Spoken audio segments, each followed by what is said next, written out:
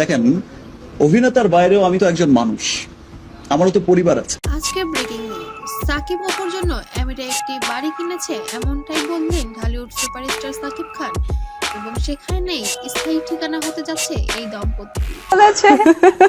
Because Apu এই ছবিতে আসলে আমাদের থাইল্যান্ডের গানের শুটিং এর মেকআপ গুলো অপুই করেছিল, বিকজ আমাদের মেকআপ ম্যানের একটু ফ্যামিলি প্রবলেম হয়ে তার যাওয়াতে। মানে অনেক গুণ আছে ওপর। No. আমি আবার শুনেছি আপনি তবে বিগত দিনে তাদের অনেক বেশি জল্পনা কল্পনার জীবনযাপন থাকলেও এখন যেন সব জীবনই যেন বাস্তবে রূপদান করছে শুধুমাত্র সন্তানের দিকে তাকিয়ে।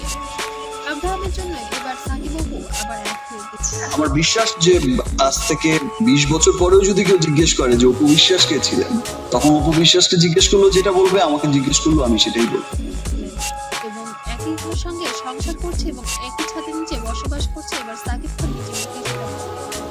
একটি টিভি প্রোগ্রামে তাকে প্রশ্ন করা হয়েছিল আপনার বর্তমান স্ত্রীকে, এক বাক্যে উত্তর দিয়ে দেন ঢালিউড সুপারস্টার সাকিব খান, অপু ছাড়া কখনো আমার স্ত্রী বলতে কেউ ছিল না।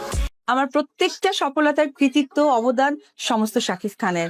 উনি যদি না থাকতেন আমার পাশে বা আমার কাজের জায়গাতে, ওনার যদি সেই সাপোর্টটা না পেতাম, হয়তোবা প্রযোজনাটা আমি করে উঠতে পারতাম না।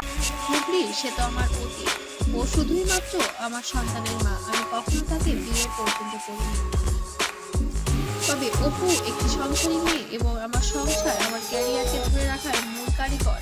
অপুকে আমি অনেক বেশি ভালোবাসি অপু বিশ্বাসকে দিয়ে সে একবার দেখা আমার এবং ওর ওপর আমার অনেক কৃতজ্ঞতা বোধ আছে, কারণ আমার ক্যারিয়ারের আজ এই পর্যায়ে শুধু ওর মাত্রই এসে পেরেছি। বিচ্ছেদের 6 বছর পরে এসে সাকিবের সঙ্গে পুনরায় সম্পর্ক শুরু করেছিলেন চিত্রনায়ক অপু বিশ্বাস। সংগীত ধোঁয়াশা উড়িয়ে দিয়ে সবটা নিজে মুখে প্রকাশ করলেন এই চিত্রনায়িকা।